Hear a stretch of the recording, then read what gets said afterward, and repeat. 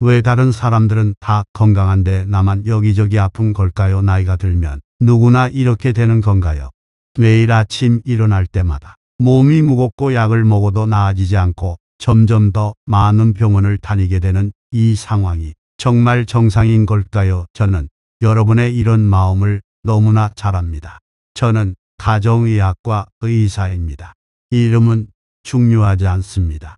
중요한 건 제가 지금 87세이고 아직도 환자분들을 직접 치료하고 있다는 사실입니다. 60년이 넘는 시간 동안 수많은 환자분들의 삶을 지켜봐 왔습니다. 건강하게 장수하신 분들도 많이 봤고 안타깝게도 너무 일찍 떠나신 분들도 많이 봤습니다. 그 중에서 제가 오늘 여러분께 꼭 말씀드리고 싶은 분이 계십니다. 78세 할머니였습니다. 처음 제 진료실에 오셨을 때 이분은 당뇨병, 고혈압, 관절염을 앓고 계셨습니다. 매일 드시는 약이 10알이 넘었습니다. 지팡이 없이는 걷기 힘들어 하셨고 계단은 엄두도 못 내셨습니다. 숨도 자주 차셨고 밤에는 잠도 제대로 못 주무셨습니다. 그런데 놀라운 일이 일어났습니다. 6개월 후 그분은 약을 절반으로 줄였습니다. 지팡이 없이도 걸으셨습니다. 계단도 천천히지만 오르내리실 수 있게 되셨습니다. 얼굴에는 생기가 돌았고 웃음도 많아지셨습니다. 무슨 비싼 약을 쓴 걸까요? 특별한 수술을 받으신 걸까요? 아닙니다. 단지 매일 하시던 5가지 작은 습관을 바꾸셨을 뿐입니다. 그게 전부였습니다. 여러분, 저는 60년 넘게 의사로 살면서 한 가지 확실하게 깨달은 게 있습니다. 나이가 들면서 아프고 약해지는 건 당연한 게 아니라는 겁니다. 많은 분들이 나이가 들면 어쩔 수 없지라고 체념하십니다. 하지만 그건 사실이 아닙니다. 문제는 우리가 매일 반복하는 작은 습관들입니다. 별것 아닌 것 같지만 이 습관들이 매일매일 우리의 수명을 조금씩 갉아먹고 있습니다. 물방울이 바위를 뚫듯이 우리도 모르는 사이에 우리 몸은 약해지고 있습니다. 그러다가 어느 날 갑자기 큰 병이 찾아옵니다. 그때는 이미 늦은 경우가 많습니다. 오늘 이 영상을 끝까지 보시면 여러분은 정확히 어떤 습관들이 여러분의 수명을 줄이고 있는지 알게 될 겁니다. 그리고 더 중요한 건 그 습관들을 어떻게 바꿔야 하는지도 구체적으로 알게 될 겁니다. 많은 분들이 술을 가장 나쁜 습관이라고 생각하실 겁니다. 물론 술도 나쁩니다. 그래서 우리 목록에서 2위입니다. 그런데 1위는 뭘까요? 제가 말씀드리면 여러분은 깜짝 놀라실 겁니다. 정말 충격적입니다. 왜냐하면 그게 나쁜 줄도 모르고 매일 하고 계실 테니까요. 시작하기 전에 채널 구독과 좋아요 버튼 누르는 것을 잊지 마십시오. 그것은 제가 비싼 약 없이 오래 건강하게 사는 비결을 계속 공유하는데 큰 힘이 될 것입니다. 그리고 여러분이 이 영상을 어디서 보고 계신지 댓글을 남겨주시거나 건강에 관심이 있다면 숫자 1을 남겨주세요. 여러분의 건강 여정이 어디서 시작되었는지 무척 궁금합니다. 구독은 무료입니다. 하지만 그 효과는 엄청납니다. 구독 버튼을 누르시면 여러분은 더 이상 나이 들면 어쩔 수 없지라고 말하지 않게 될 겁니다. 대신 아직 늦지 않았어. 나도 건강하게 오래 살 수 있어 라는 희망을 갖게 될 겁니다. 그럼 지금부터 수명을 확 줄이는 위험한 습관 5가지를 5위부터 차근차근 알려드리겠습니다. 집중해서 들으시고 혹시 여러분에게 해당되는 습관이 있다면 오늘부터 바로 바꿔보세요. 분명히 놀라운 변화를 경험하실 거예요. 첫 번째 습관은 수면을 가볍게 여기는 것입니다. 많은 분들이 이렇게 생각하십니다. 나이 들면 잠이 줄어드는 게 당연하지. 밤에 못 자면 낮에 자면 되지. 이런 생각 정말 위험합니다. 저도 나이가 들면서 잠자기가 어려워졌습니다. 젊었을 때처럼 쉽게 잠들지 못합니다. 한밤중에 자주 깹니다. 새벽 일찍 눈이 떠집니다. 그래서 저는 더 잘합니다. 잠을 제대로 못 자는 게 얼마나 힘든지. 하지만 여러분, 수면 부족이 우리 몸에 어떤 일을 하는지 아십니까? 제가 설명해 드리겠습니다. 먼저 면역력이 떨어집니다. 잠을 제대로 못 자면 우리 몸의 방어 시스템이 약해집니다. 감기에 자주 걸립니다. 작은 상처도 잘 낫지 않습니다. 염증이 생기기 쉽습니다. 병에서 회복하는데도 훨씬 오래 걸립니다. 그 다음은 뇌입니다. 우리가 잠을 자는 동안 뇌는 청소를 합니다. 낮 동안 쌓인 노폐물을 치웁니다. 그런데 잠을 제대로 못 자면 이 청소가 제대로 안 됩니다. 그래서 뇌에 쓰레기가 쌓입니다. 그러면 어떻게 될까요? 기억력이 나빠집니다. 자꾸 깜빡깜빡합니다. 방금 뭘 하려고 했는지 잊어버립니다. 사람 이름이 생각나지 않습니다. 약속을 잊어버립니다. 이런 증상들이 심해지면 치매의 초기 단계로 갈 수 있습니다. 알츠하이머병도 수면 부족과 관련이 깊습니다. 그뿐만이 아닙니다. 잠을 못 자면 기분도 나빠집니다. 짜증이 많아집니다. 화를 잘 냅니다. 우울해집니다. 아무것도 하기 싫어집니다. 사람 만나는 것도 귀찮아집니다. 집에만 있고 싶어집니다. 그러면 사회적으로 고립됩니다. 고립되면 더 우울해집니다. 더 우울해지면 더 잠을 못 잡니다. 이런 악순환이 반복됩니다. 제 환자분 중에 80대 할아버지가 계셨습니다. 매일 밤 2~3시간밖에 못 주무셨습니다. 낮에는 소파에 앉아서 졸다가 깨다가를 반복하셨습니다. 그분은 저한테 이렇게 말씀하셨습니다. 선생님, 저는 이제 죽을 날만 기다리는 것 같아요. 아무것도 하기 싫고 매일매일이 그냥 지나가기만 기다려지네요. 정말 가슴 아픈 말씀이었습니다. 하지만 그분은 틀렸습니다. 나이가 들어서가 아니었습니다. 잠을 제대로 못 자서 그런 거였습니다. 두 번째 습관은 너무 오래 앉아 있는 것입니다. 하루를 한번 생각해 보세요. 아침에 일어나서 식탁에 앉아 아침을 먹습니다. 그 다음 소파에 앉아 텔레비전을 봅니다. 점심때가 되면 다시 식탁에 앉아 밥을 먹습니다. 그리고 다시 소파로 돌아갑니다. 저녁도 마찬가지입니다. 하루 종일 의자와 소파를 오가는 삶입니다. 이게 얼마나 위험한지 아십니까? 먼저 근육이 빠릅니다. 특히 다리 근육이 빠릅니다. 근육은 쓰지 않으면 빠지게 되어 있습니다. 나이가 들면 근육이 더 빨리 빠집니다. 그런데 하루 종일 앉아만 있으면 근육은 더더욱 빠릅니다. 다리 근육이 빠지면 어떻게 될까요? 넘어집니다. 작은 턱에도 걸려 넘어집니다. 욕실에서 미끄러집니다. 계단에서 굴러떨어집니다. 넘어지는 것쯤이야 별거 아니라고 생각하실 수도 있습니다. 하지만 나이 든 사람에게 낙상은 정말 위험합니다. 엉덩이 뼈가 부러질 수 있습니다. 넓적 다리뼈가 부러질 수 있습니다. 그러면 병원에 입원해야 합니다. 수술을 해야 할 수도 있습니다. 그리고 몇 주 몇 달을 침대에 누워 있어야 합니다. 그러면 어떻게 될까요? 근육이 더 빠집니다. 몸이 더 약해집니다. 심하면 다시는 일어나지 못할 수도 있습니다.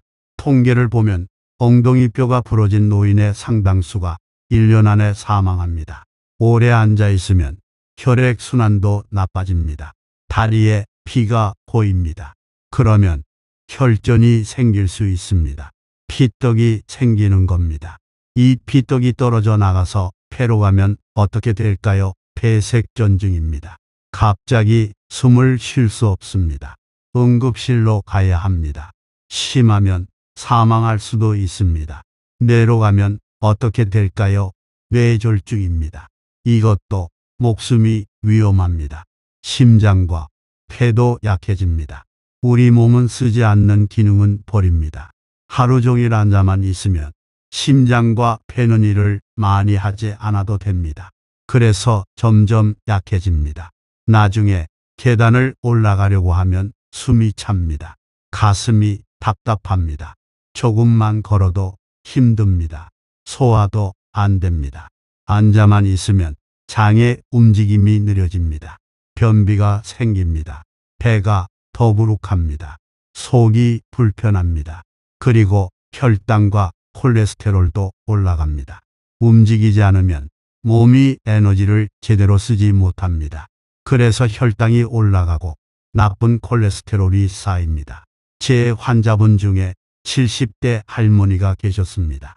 하루 종일 텔레비전만 보셨습니다. 아침부터 저녁까지 소파에서 내려오지 않으셨습니다. 화장실 갈 때만 일어나셨습니다. 그분은 저한테 이렇게 말씀하셨습니다. 선생님, 저는 아무데도 아픈 데가 없는데 왜 이렇게 몸이 무거울까요? 왜 이렇게 기운이 없을까요? 검사를 해봤더니 근육량이 정상보다 훨씬 적었습니다. 심폐 기능도 나빴습니다. 혈당과 콜레스테롤도 높았습니다. 아픈 데가 없는 게 아니었습니다. 몸 전체가 서서히 망가지고 있었던 겁니다. 세 번째 습관은 가공식품과 단 음식을 많이 먹는 것입니다. 여러분의 식탁을 한번 살펴보세요. 빵, 과자라면, 햄버거, 믹스커피, 탄산음료, 과일, 주스, 이런 것들이 얼마나 자주 올라옵니까? 이런 음식들의 문제가 뭘까요? 소금이 너무 많습니다. 설탕이 너무 많습니다. 기름이 너무 많습니다. 온갖 화학 첨가물이 들어 있습니다. 작은 한 봉지만 먹어도 하루 권장량을 훌쩍 넘깁니다. 이런 음식을 계속 먹으면 어떻게 될까요? 먼저 혈관이 망가집니다. 설탕과 나쁜 기름이 혈관 벽을 상하게 합니다. 혈관이 딱딱해집니다. 좁아집니다. 막힙니다. 그러면 심장마비가 옵니다. 뇌졸중이 옵니다. 혈당도 올라갑니다. 단 음식을 먹으면 혈당이 급격히 올라갑니다. 그러면 췌장이 인슐린을 만들어서 혈당을 내립니다. 그런데 이걸 매일 반복하면 췌장이 지칩니다. 인슐린이 제대로 작동하지 않습니다. 그게 당뇨병입니다. 소금도 문제입니다. 소금을 많이 먹으면 혈압이 올라갑니다. 고혈압은 심장에 부담을 줍니다. 신장에도 부담을 줍니다. 오래 방치하면 심부전이나 신부전으로 갈 수 있습니다. 체중도 늘어납니다. 가공식품은 칼로리가 높습니다. 하지만 영양은 부족합니다. 그래서 많이 먹어도 배가 부르지 않습니다. 계속 더 먹게 됩니다. 살은 찌는데 몸은 영양실조입니다. 근육과 뼈는 약해지는데 뱃살만 늘어납니다. 특히 단 음료가 정말 위험합니다. 믹스커피 한 잔에 설탕이 얼마나 들어있는지 아십니까? 각설탕 5개 정도입니다. 탄산음료는 어떻습니까? 한 캔에 각설탕 10개 정도입니다. 과일 주스는 건강해 보입니다. 하지만 시판 주스는 설탕이 엄청나게 많습니다. 생과일보다 훨씬 많습니다. 제 환자분 중에 70대 남자분이 계셨습니다. 그분은 빵과 라면을 좋아하셨습니다. 햄버거도 자주 드셨습니다. 믹스커피를 하루에 서너 잔씩 드셨습니다. 겉으로 보기에는 마른 편이셨습니다. 그런데 혈압이 높았습니다. 혈당도 높았습니다. 콜레스테롤도 높았습니다. 그분한테 제가 물어봤습니다. 집에서 밥을 해 드십니까? 그분이 대답하셨습니다. 집에서 밥해 먹기가 귀찮아서요. 그냥 간단하게 먹습니다. 그래서 제가 말씀드렸습니다. 그 간단한 식사가 선생님 목숨을 갉아먹고 있습니다. 그분은 놀라셨습니다. 자기는 별로 많이 먹지도 않는데 왜 이렇게 수치가 나쁜지 이해가 안 된다고 하셨습니다. 그래서 제가 설명해 드렸습니다. 문제는 양이 아니라 질이라고. 몸에 필요한 영양은 없고 해로운 것만 가득한 음식을 먹고 있다고. 다행히 그분은 제 말을 들으셨습니다. 집에서 밥을 해 드시기 시작하셨습니다. 빵 대신 현미밥을, 라면 대신 국과 반찬을, 믹스커피 대신 그냥 물이나 녹차를, 과자 대신 과일과 견과류를. 몇 달 후 다시 오셨을 때 수치들이 많이 좋아져 있었습니다. 그분도 놀라셨고 저도 기뻤습니다. 네 번째 습관은 술입니다. 많은 분들이 이미 알고 계실 겁니다. 술이 나쁘다는 걸.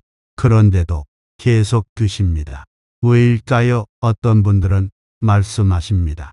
소주 한 잔 정도는 괜찮지 않나요? 저녁에 맥주 한 캔 마시면 잠이 잘 와요. 친구들하고 만나면 술을 안 마실 수가 없어요. 스트레스 받을 때 술 마시면 풀려요. 이해합니다. 저도 젊었을 때는 술을 마셨습니다. 하지만 나이가 들수록 술이 우리 몸에 얼마나 해로운지도 확실하게 보입니다. 술은 간을 망가뜨립니다. 이건 다들 아실 겁니다. 지방간이 생기고 간염이 생기고 간경화가 생기고 간암으로 갑니다. 하지만 술의 해는 거기서 끝나지 않습니다. 술은 뇌를 손상시킵니다. 장기적으로 술을 마시면 뇌가 실제로 줄어듭니다. 기억력이 나빠집니다. 판단력이 흐려집니다. 치매 위험이 높아집니다. 술은 암을 유발합니다. 간암뿐만 아니라 식도암, 위암, 대장암, 유방암 등 여러 암의 위험을 높입니다.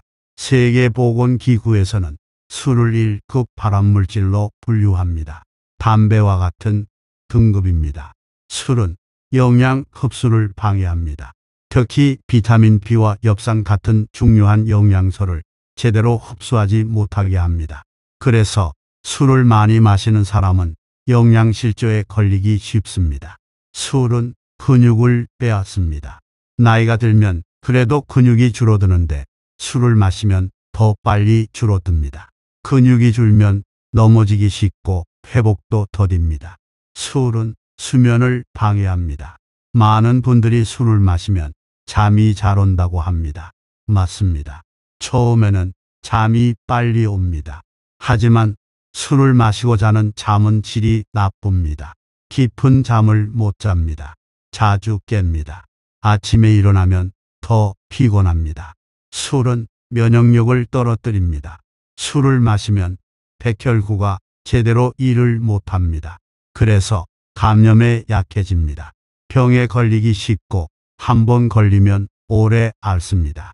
제 환자분 중에 75세 할아버지가 계셨습니다. 매일 저녁 소주를 반 병씩 드셨습니다. 50년 넘게 그렇게 사셨습니다. 저는 술이 약입니다. 라고 말씀하시곤 했습니다. 그런데 어느 날 폐렴에 걸리셨습니다. 보통 사람 같으면 일주일 정도 약 먹고 나을 병인데 그분은 한 달 넘게 고생하셨습니다. 입원까지 하셨습니다. 퇴원하신 후에 제가 말씀드렸습니다. 이제 술을 끊으셔야 합니다. 그분이 대답하셨습니다. 선생님, 술 없이 어떻게 살아요? 술이 없으면 밥맛도 없고 잠도 안 오는데요. 저는 다시 말씀드렸습니다. 술 때문에 밥맛이 없는 겁니다. 술 때문에 잠을 못 자는 겁니다. 술이 약이 아니라 독입니다. 그분은 결국 술을 끊지 못하셨습니다. 2년 후에 간경화 진단을 받으셨습니다. 지금은 더 이상 제 환자가 아닙니다. 큰 병원으로 가셨습니다. 그런데 이 4가지 습관보다 더 무서운 습관이 있습니다. 바로 5번째 습관입니다. 이의 일위입니다. 뭘까요? 바로 마음의 병입니다. 스트레스와 외로움입니다. 많은 분들이 놀라실 겁니다. 마음이 병이라고요? 그게 어떻게 술이나 담배보다 더 나쁠 수 있나요? 하지만 이게 사실입니다. 제가 60년 넘게 환자를 보면서 확신하게 된 사실입니다. 많은 분들이 제 진료실에 오십니다. 여기저기 아프다고 하십니다. 온몸이 쑤시고 아프다고 하십니다. 기운이 하나도 없다고 하십니다. 그런데 검사를 해보면 특별한 이상이 없습니다. 장기는 다 정상입니다. 혈액 검사도 괜찮습니다. 그러면 뭐가 문제일까요? 자세히 이야기를 들어보면 대부분 마음이 아픕니다. 걱정이 많습니다. 불안합니다. 우울합니다. 외롭습니다. 이런 마음의 상태가 몸을 아프게 만듭니다. 스트레스가 우리 몸에 어떤 일을 하는지 설명해 드리겠습니다. 스트레스를 받으면 우리 몸은 코르티솔이라는 호르몬을 만듭니다. 이건 원래 위험한 상황에서 우리를 보호하기 위한 겁니다. 잠깐 동안은 도움이 됩니다. 하지만 스트레스가 계속되면 코르티솔이 계속 나옵니다. 그러면 문제가 생깁니다. 먼저 면역력이 떨어집니다. 코르티솔이 많으면 백혈구가 제대로 일을 못합니다. 그래서 감염에 약해집니다. 작은 병에도 쉽게 걸립니다. 한번 걸리면 오래 앓습니다. 혈압이 올라갑니다. 스트레스를 받으면 심장이 빨리 뜁니다.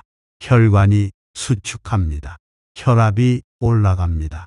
이게 계속되면 만성 고혈압이 됩니다. 심장에 무리가 갑니다. 심장마비와 뇌졸중 위험이 높아집니다. 소화가 안 됩니다. 스트레스를 받으면 소화기관으로 가는 혈류가 줄어듭니다. 위산이 많이 나옵니다. 그래서 배가 아프고 속이 쓰리고 설사를 하거나 변비가 생깁니다. 혈당이 올라갑니다. 스트레스를 받으면 몸이 에너지를 빨리 쓸 수 있도록 포도당을 혈액으로 내보냅니다. 그래서 혈당이 올라갑니다. 이게 계속되면 당뇨병 위험이 높아집니다. 뇌도 손상됩니다. 장기간 스트레스는 뇌의 구조를 실제로 바꿉니다. 기억을 담당하는 부분이 줄어듭니다. 그래서 기억력이 나빠지고 치매 위험이 높아집니다. 그런데 스트레스보다 더 무서운 게 있습니다. 바로 외로움입니다. 많은 노인분들이 혼자 사십니다. 자녀들은 멀리 살고 있습니다. 배우자는 먼저 떠났습니다. 친구들도 하나둘 세상을 떠나거나 멀어졌습니다. 이웃과도 교류가 없습니다. 동호회나 모임에도 나가지 않습니다. 하루 종일 집에서 혼자입니다. 말을 할 사람이 없습니다. 이런 외로움이 우리 몸에 얼마나 해로운지 아십니까? 연구에 따르면 외로움은 담배를 하루에 15갭이 피우는 것만큼 해롭다고 합니다. 비만보다도 더 해롭다고 합니다. 외로운 사람은 심장병에 걸릴 위험이 높습니다. 뇌졸중 위험도 높습니다. 암 위험도 높습니다. 치매 위험도 훨씬 높습니다.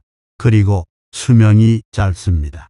왜 그럴까요? 외로움은 만성 스트레스와 비슷한 효과를 냅니다. 코르티솔이 계속 나옵니다. 염증 수치가 올라갑니다. 면역력이 떨어집니다. 혈압이 올라갑니다. 수면이 나빠집니다. 그뿐만 아니라 외로운 사람은 자기 자신을 돌보지 않습니다. 밥을 제대로 안 먹습니다. 운동을 안 합니다. 병원에도 안 갑니다. 나 혼자인데 뭐하러 건강을 챙기나 이런 생각을 합니다. 제 환자분 중에 82세 할머니가 계셨습니다. 혼자 사셨습니다. 남편은 10년 전에 돌아가셨습니다. 아들은 서울에 살고 있었고 딸은 미국에 살고 있었습니다. 이웃과도 교류가 없었습니다. 처음 오셨을 때는 특별히 아픈 데가 없었습니다. 그냥 정기검진차 오셨습니다. 그런데 몇 달 후 다시 오셨을 때 많이 야위셨습니다. 표정도 어두웠습니다. 물어보니 밥맛이 없어서 잘 안 드신다고 하셨습니다. 잠도 잘 못 주신다고 하셨습니다. 더 자세히 이야기를 나눠보니 외로움 때문에 우울증이 온 것 같았습니다. 제가 말씀드렸습니다. 할머니, 혼자 계시면 안 됩니다. 사람을 만나셔야 합니다. 그분이 대답하셨습니다. 누구를 만나요? 친구들은 다 늙거나 죽었어요. 자식들은 바빠요. 저 같은 늙은이를 누가 만나주겠어요. 그래서 제가 지역노인센터를 소개해 드렸습니다.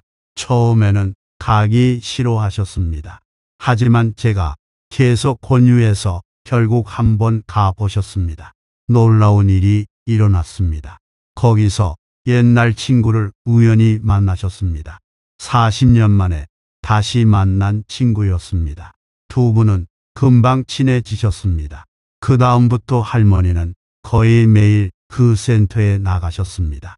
친구도 사귀시고 노래도 배우시고 그림도 그리시고 운동도 하셨습니다. 몇 달 후 다시 오셨을 때 완전히 다른 사람이 되어 있었습니다. 얼굴에 생기가 돌았습니다. 체중도 늘었습니다. 웃음도 많아지셨습니다. 그분이 저한테 말씀하셨습니다. 선생님, 제가 다시 살아난 것 같아요. 아침에 일어나면 오늘 뭘 하지 기대가 돼요. 친구들을 만나는 게 이렇게 즐거운 줄 몰랐어요. 이게 바로 제가 말씀드리고 싶은 겁니다. 약도 중요하고 음식도 중요하고 운동도 중요합니다. 하지만 무엇보다 중요한 건 마음입니다. 행복한 마음, 희망을 가진 마음, 다른 사람과 연결된 마음입니다. 여기까지 들으시면서 걱정이 많이 되셨을 겁니다. 어쩌면 좀 무서우셨을 수도 있습니다. 제가 여러분을 겁주려고 이런 이야기를 한 게 아닙니다. 여러분이 현실을 정확히 아셔야 바꿀 수 있기 때문입니다.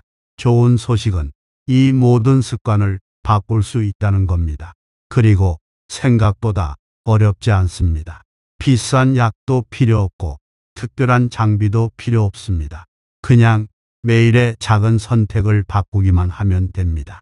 지금부터 제가 각 습관을 어떻게 바꿀 수 있는지 구체적으로 알려드리겠습니다. 제가 87년을 살면서 60년 넘게 의사로 일하면서 터득한 방법들입니다. 그리고 제 수많은 환자분들이 실제로 효과를 본 방법들입니다. 첫째, 잠을 잘 자는 방법입니다. 가장 중요한 건 규칙성입니다. 매일 같은 시간에 자고 같은 시간에 일어나세요. 주말에도 마찬가지입니다. 우리 몸은 규칙을 좋아합니다.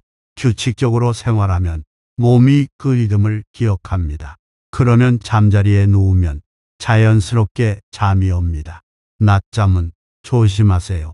낮에 너무 오래 자면 밤에 잠이 안 옵니다.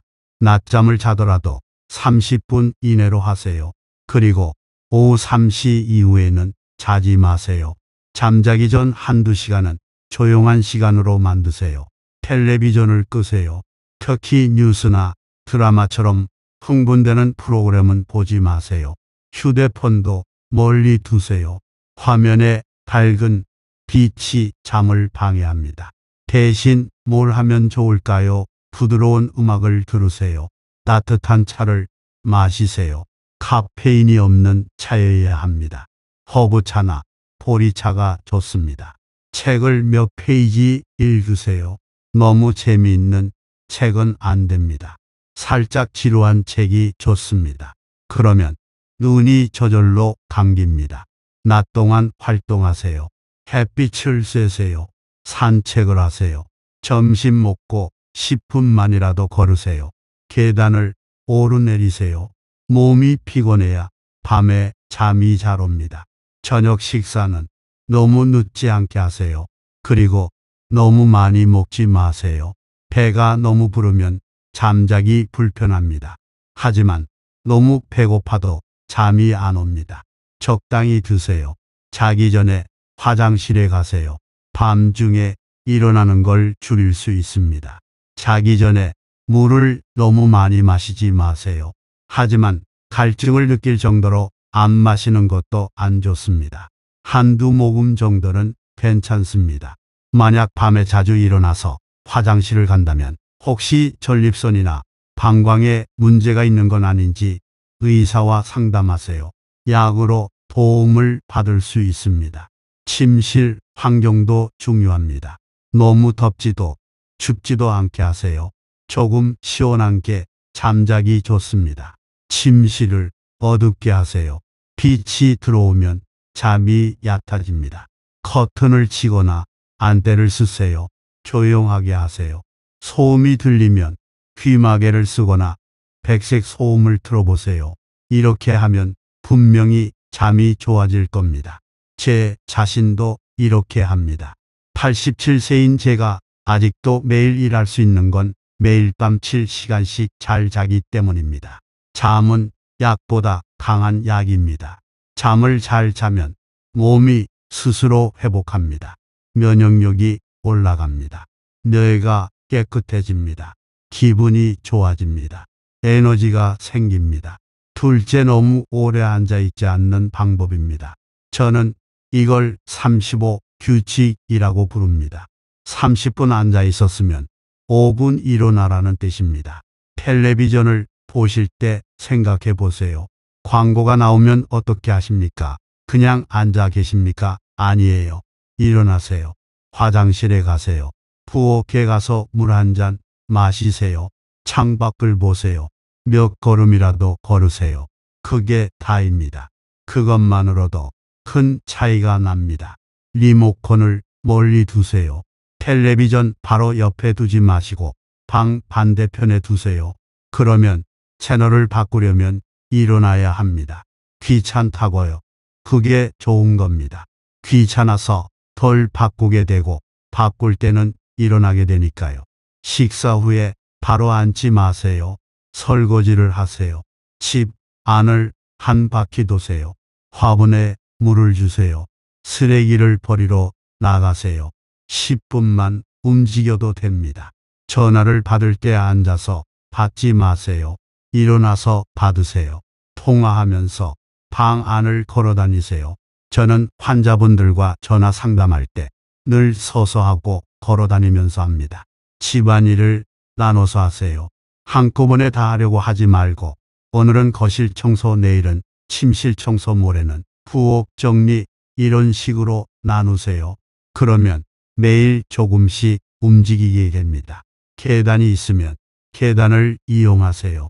엘리베이터 대신 계단으로 가세요. 물론 무리하면 안 됩니다. 한 층만 올라가도 좋습니다. 천천히 올라가세요. 힘들면 중간에 쉬세요. 괜찮습니다. 중요한 건 움직이는 겁니다. 앉아 있을 때도 가만히 있지 마세요. 발목을 돌리세요. 발가락을 위아래로 움직이세요. 다리를 들었다 내렸다 하세요. 어깨를 돌리세요. 목을 천천히 좌우로 돌리세요. 심호흡을 하세요. 이런 작은 움직임도 도움이 됩니다. 저는 진료실에서도 이렇게 합니다. 30분마다 일어나서 스트레칭을 합니다.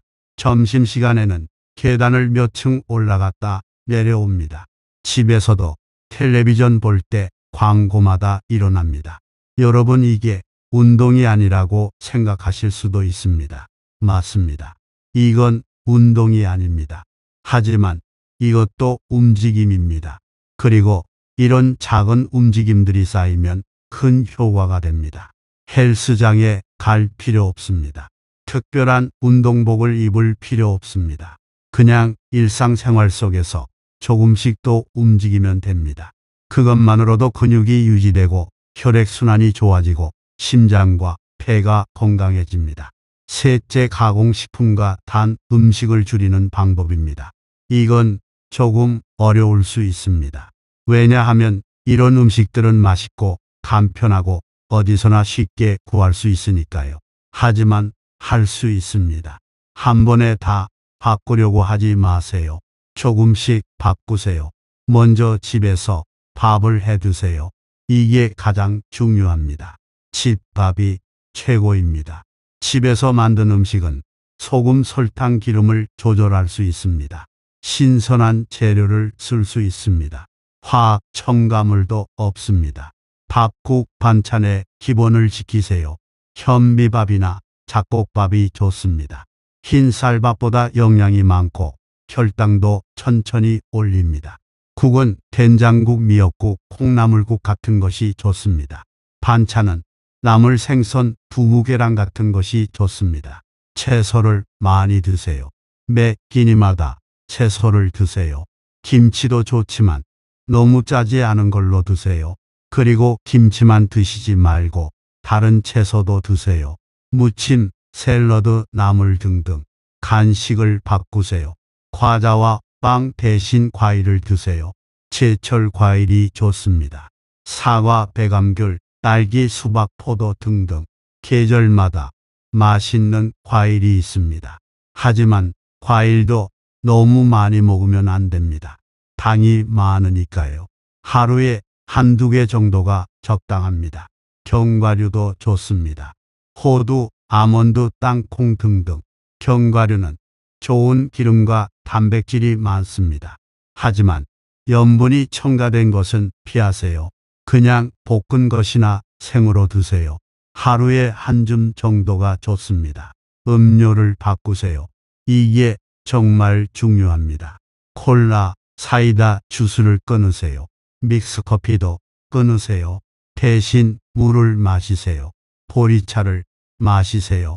녹차를 마시세요. 블랙커피를 마시세요. 처음에는 싱겁고 맛없게 느껴질 겁니다. 하지만 2주만 참으세요. 그러면 입맛이 바뀝니다. 단 음료가 오히려 너무 달게 느껴질 겁니다. 라면과 햄버거는 특별한 날만 드세요. 한 달에 한두 번 정도. 그 정도는 괜찮습니다. 매일 매주 드시는 게 문제입니다. 빵을 드시고 싶으면 통밀빵이나 호밀빵을 선택하세요. 흰 빵보다 영양이 많습니다. 그리고 잼이나 초콜릿 스프레드 대신 땅콩버터나 치즈를 발라 드세요. 이렇게 조금씩 바꾸세요. 오늘 라면을 먹었으면 내일은 꼭 집밥을 드세요. 오늘 과자를 먹었으면 내일은 과일을 드세요. 이렇게 균형을 맞추세요. 완벽할 필요는 없습니다. 조금씩 더 나아지면 됩니다. 제 환자분 중에 그 70대 남자분 기억하시죠? 빵과 라면을 좋아하시던 분. 그분도 처음에는 힘들어 하셨습니다. 밥해 먹기가 너무 귀찮아요 라고 하셨습니다. 그래서 제가 조언해 드렸습니다. 한 번에 많이 만들어서 냉동해 두세요. 밥을 한 번 지을 때 많이 지어서 한 끼씩 나눠 냉동하세요. 국도 많이 끓여서 냉동하세요. 반찬도 만들어서 냉장고에 넣어 두세요. 그러면 매일 요리할 필요 없이 데워 먹기만 하면 됩니다. 그리고 간단한 것부터 시작하세요. 계란 후라이, 두부 한 모, 김 몇 장, 그것만으로도 훌륭한 반찬입니다. 복잡하게 요리할 필요 없습니다. 그분은 제 말대로 하셨습니다. 그리고 몇 달 후 혈압, 혈당, 콜레스테롤이 모두 좋아졌습니다. 그분이 저한테 말씀하셨습니다. 선생님, 처음에는 귀찮았는데 이제는 집밥이 더 맛있어요. 밖에서 사 먹으면 너무 짜고 기름져요. 이게 바로 제가 말씀드리고 싶은 겁니다. 처음에는 어렵습니다. 하지만 조금만 참으면 익숙해집니다. 그리고 몸이 좋아지는 걸 느끼면 계속하게 됩니다. 넷째, 술을 줄이거나 끊는 방법입니다. 이건 솔직히 말씀드려서 가장 어려울 수 있습니다. 특히 오랫동안 술을 드신 분들은 더욱 그렇습니다. 하지만 가능합니다. 먼저 왜 술을 마시는지 생각해 보세요. 스트레스 때문인가요? 외로움 때문인가요? 습관 때문인가요? 잠을 자기 위해서인가요? 친구들과 어울리기 위해서인가요? 이유를 알면 대안을 찾을 수 있습니다. 스트레스 때문이라면 다른 방법으로 풀으세요. 산책을 하세요. 음악을 들으세요. 친구에게 전화하세요. 일기를 쓰세요. 명상을 하세요. 외로움 때문이라면 사람을 만나세요. 술집 대신 카페에서 만나세요. 공원에서 만나세요. 노인센터나 동호회에 나가세요. 잠을 위해서라면 앞에서 말씀드린 수면 습관을 따라하세요. 술은 잠을 방해합니다. 술 없이 자는 게 훨씬 더 깊이 잘 수 있습니다. 습관 때문이라면 그 습관을 바꾸세요. 저녁 식사 후 무조건 술을 마셨다면 대신 산책을 하세요. 텔레비전을 보면서 술을 마셨다면 대신 차를 마시세요. 친구들 때문이라면 솔직하게 말씀하세요. 나 이제 술을 끊으려고 해 라고 말씀하세요. 진짜 친구라면 이해해 줄 겁니다. 오히려 응원해 줄 겁니다. 한 번에 완전히 끊기 어렵다면 조금씩 줄이세요. 매일 마셨다면 이틀에 한 번으로 줄이세요. 이틀에 한 번 마셨다면 일주일에 2번으로 줄이세요. 한 병 마셨다면 반 병으로 줄이세요. 조금씩 줄이다 보면 언젠가는 끊을 수 있습니다. 술을 마시고 싶을 때 대신할 것을 준비해 두세요. 탄산수, 주스, 설탕 없는 것, 차, 우유 등등. 손에 뭔가를 들고 있으면 술 생각이 덜 납니다. 술을 안 마신 날을 달력에 표시하세요. 하루, 이틀, 사흘, 일주일, 한 달. 표시가 늘어날수록 뿌듯할 겁니다. 끊고 싶지 않을 겁니다. 술을 끊으면 어떤 일이 일어나는지 기억하세요. 잠을 더 잘 잡니다. 아침에 일어나면 머리가 맑습니다. 피부가 좋아집니다. 체중이 줄어듭니다. 기분이 좋아집니다. 돈도 아낍니다. 무엇보다 건강해집니다. 만약 혼자서는 도저히 못 끊겠다면 도움을 요청하세요. 의사에게 상담하세요. 금주 모임에 나가세요. 가족에게 도와달라고 하세요. 부끄러운 일이 아닙니다. 용기 있는 일입니다. 저는 제 환자분들에게 늘 말씀드립니다. 술을 끊는 건 나약함을 인정하는 게 아니라 강함을 보여주는 거라고. 건강을 위해 힘든 선택을 하는 거라고. 다섯째, 그리고 가장 중요한 것. 스트레스와 외로움을 해결하는 방법입니다. 이게 바로 핵심입니다. 앞에 네 가지를 다 잘해도 마음이 아프면 건강할 수 없습니다. 반대로 마음이 건강하면 다른 것들도 자연스럽게 따라옵니다. 먼저 사람과 연결되세요. 이게 가장 중요합니다. 가족에게 전화하세요. 매일 할 필요는 없습니다. 일주일에 한 번, 이틀에 한 번이라도 좋습니다. 자식에게 전화하세요. 손주에게 전화하세요. 형제 자매에게 전화하세요. 짧게라도 안부를 물으세요. 친구를 만나세요. 오랫동안 안 만난 친구에게 연락하세요. 같이 차 마시자고 하세요. 밥 먹자고 하세요. 산책하자고 하세요. 처음에는 어색할 수 있습니다. 하지만 만나면 금방 옛날로 돌아갑니다. 이웃과 인사하세요. 계단에서 마주치면 웃으면서 인사하세요. 엘리베이터에서 만나면 날씨 이야기라도 하세요. 작은 대화가 쌓이면 친해집니다. 동호회나 모임에 나가세요. 어떤 것이든 좋습니다. 노인센터, 경로당, 교회, 성당, 절, 등산 모임, 노래교실, 그림교실, 무엇이든 좋습니다. 일주일에 한두 번이라도 나가서 사람들을 만나세요. 혼자 있을 때도 할 일을 만드세요.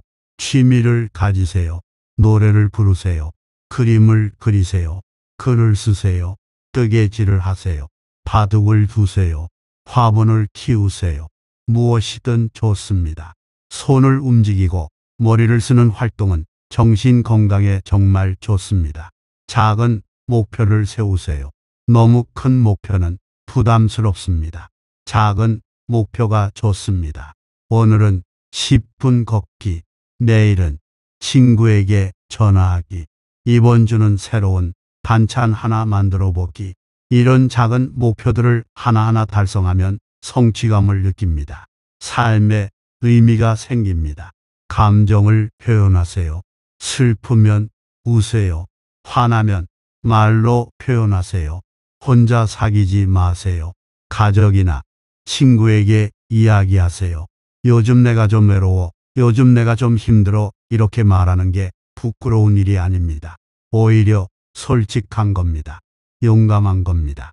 감사하는 습관을 가지세요.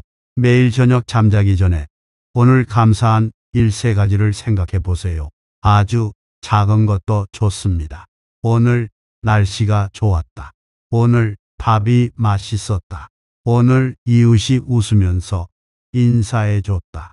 이런 작은 것들을 생각하면 마음이 따뜻해집니다. 용서하세요. 오래된 원망이나 미움을 품고 있으면 크게 독이 됩니다. 자신을 아프게 합니다. 용서는 상대를 위한 게 아니라 나 자신을 위한 겁니다. 놓아주세요. 마음을 가볍게 하세요. 자신에게 친절하세요. 완벽할 필요 없습니다. 실수해도 괜찮습니다. 자신을 너무 나무라지 마세요. 자신에게 말해주세요. 나는 지금도 충분히 잘하고 있어. 나는 소중한 사람이야. 나도 사랑받을 자격이 있어. 만약 정말 우울하고 힘들다면 전문가의 도움을 받으세요. 정신건강의학과에 가는 게 부끄러운 일이 아닙니다. 감기 걸리면 뇌가 가듯이 마음이 아프면 정신과에 가는 겁니다. 상담도 받고 필요하면 약도 받으세요. 약이 도움이 될 수 있습니다. 제가 아까 말씀드린 82세 할머니 기억하시죠? 외로워서 우울증이 왔던 분. 그분은 노인센터에 나가기 시작했고 친구를 만났고 활동에 참여했습니다. 그리고 완전히 달라지셨습니다. 그분이 제게 말씀하신 게 있습니다. 선생님, 제가 깨달은 게 있어요. 나이가 들면 몸이 약해지는 건 어쩔 수 없을지 몰라요. 하지만 마음까지 약해질 필요는 없어요. 마음은 제가 선택할 수 있어요. 외롭게 살지, 사람들과 함께 살지, 그건 제 선택이에요. 정말 맞는 말씀입니다. 우리는 선택할 수 있습니다. 매 순간 선택할 수 있습니다. 오늘 어떻게 살 것인가? 누구를 만날 것인가? 무엇을 먹을 것인가? 어떤 생각을 할 것인가? 모두 우리의 선택입니다. 여러분, 지금까지 수명을 줄이는 5가지 습관과 그것을 바꾸는 방법을 말씀드렸습니다. 다시 한번 정리해 볼까요? 첫째, 잠을 가볍게 여기지 마세요. 규칙적으로 자고 일어나세요. 잠은 최고의 약입니다. 둘째, 너무 오래 앉아 있지 마세요. 30분마다 5분씩 일어나세요. 작은 움직임이 쌓이면 큰 효과가 됩니다. 셋째, 가공식품과 단 음식을 줄이세요. 집밥을 드세요. 채소와 과일을 드세요. 물을 마시세요. 넷째, 술을 줄이거나 끊으세요. 술 대신 다른 방법으로 스트레스를 푸세요. 다섯째, 그리고 가장 중요한 것, 마음을 돌보세요. 사람들과 연결되세요. 외롭지 않게 사세요. 이 5가지 중에서 여러분은 몇 가지를 하고 계십니까? 솔직하게 생각해 보세요. 5가지를 다 잘하고 계신 분도 계실 겁니다. 그렇다면 정말 훌륭합니다. 계속 그렇게 사세요. 하지만 대부분의 분들은 적어도 1~2가지는 해당될 겁니다. 괜찮습니다. 누구나 그렇습니다. 저도 완벽하지 않습니다. 중요한 건 알고 바꾸는 겁니다. 이 5가지를 다 한꺼번에 바꾸려고 하지 마세요. 그러면 너무 힘듭니다. 하나씩 천천히 바꾸세요. 하나만 바꿔도 큰 차이가 납니다. 오늘부터 딱 하나만 바꿔보세요. 무엇부터 시작할까요? 잠을 잘 못 주무신다면 오늘 밤부터 30분 일찍 잠자리에 드세요. 텔레비전을 끄고 조용히 누우세요. 하루 종일 앉아 계신다면 지금 당장 일어나서 방 안을 한 바퀴 도세요. 그리고 30분마다 한 번씩 일어나세요. 오늘 라면이나 빵을 드셨다면 내일은 꼭 집밥을 드세요. 간단해도 좋습니다. 밥 한 공기국 한 그릇, 김치 몇 조각, 그것만으로도 훌륭합니다. 매일 술을 드신다면 오늘은 안 마셔보세요. 딱 하루만. 내일은 또 생각해 보고요. 하루하루 버티다 보면 어느새 일주일, 한 달이 됩니다. 외롭다면 오늘 누군가에게 전화하세요. 가족이든 친구든 이웃이든 요즘 어떻게 지내라고 물어보세요. 그게 시작입니다. 작은 한 걸음이면 됩니다. 그 한 걸음이 여러분의 남은 인생을 바꿀 수 있습니다. 제가 아까 말씀드린 78세 할머니 기억하시죠? 당뇨, 고혈압, 관절염으로 약을 10알씩 드시던 분, 지팡이 없이는 못 걸으시던 분, 그분도 이 5가지를 조금씩 바꾸셨습니다. 그리고 6개월 만에 완전히 다른 사람이 되셨습니다. 그분만이 아닙니다. 제가 60년 넘게 의사로 일하면서 수없이 많은 환자분들이 변화하는 걸 봤습니다. 70대에 변화하신 분도 있고 80대에 변화하신 분도 있습니다. 심지어 90대에 변화하신 분도 있습니다. 너무 늦었다는 건 없습니다. 지금 이 순간이 가장 빠른 시간입니다. 1년 후, 5년 후, 10년 후에 여러분은 오늘 여러분이 내린 선택에 달려 있습니다. 건강은 거창한 것에서 오지 않습니다. 비싼 약, 특별한 수술, 신기한 건강식품에서 오지 않습니다. 건강은 매일매일의 작은 습관에서 옵니다. 오늘 조금 일찍 잠자리에 드는 것, 30분마다 한 번씩 일어나는 것, 집에서 밥 한 끼 해 먹는 것, 술 한 잔 덜 마시는 것, 친구에게 전화 한 통 하는 것, 이런 작은 것들이 쌓여서 건강한 삶이 됩니다. 저는 87세입니다. 아직도 매일 환자를 봅니다. 아직도 계단을 오릅니다. 아직도 책을 읽고 공부합니다. 제가 특별한 유전자를 타고난 건 아닙니다. 제가 비싼 약을 먹는 것도 아닙니다. 저는 그냥 이 5가지를 지키려고 노력합니다. 매일 같은 시간에 자고 일어납니다. 30분마다 일어나서 움직입니다. 집에서 만든 음식을 먹습니다. 술은 거의 안 마십니다. 그리고 사람들과 연결되어 있습니다. 매일 환자분들을 만나고 가족들과 통화하고 동료들과 이야기합니다. 그게 다입니다. 특별한 비밀이 없습니다. 그냥 매일매일 작은 선택을 잘하는 겁니다. 여러분도 할 수 있습니다. 나이는 숫자일 뿐입니다. 중요한 건 어떻게 사느냐입니다. 오늘부터 시작하세요. 아주 작은 것 하나만이라도 바꿔보세요. 그리고 이 영상이 도움이 되셨다면 좋아요 버튼을 눌러주세요. 구독 버튼도 눌러주세요. 그러면 앞으로도 건강하게 오래 사는 비법을 계속 알려드릴 수 있습니다. 궁금한 점이 있으시면 댓글로 남겨주세요. 제가 직접 답변해 드리겠습니다. 여러분의 이야기도 들려주세요. 어떤 습관을 바꾸기로 결심하셨는지, 어떤 어려움이 있는지, 어떤 변화를 경험하셨는지, 우리 함께 건강하게 나이 듭시다. 나이 든다는 건 약해진다는 뜻이 아닙니다. 나이 든다는 건 더 지혜로워진다는 뜻입니다. 우리 몸을 어떻게 돌봐야 하는지 더 잘 안다는 뜻입니다. 무엇이 중요한지 더 명확히 안다는 뜻입니다. 여러분은 충분히 가치 있는 사람입니다. 건강하게 오래 살 자격이 있습니다. 행복할 자격이 있습니다. 사랑받을 자격이 있습니다. 오늘 하루도 내일 하루도 앞으로의 모든 날들을 건강하고 행복하게 사시길 진심으로 기원합니다. 감사합니다. 좋은 하루 되세요.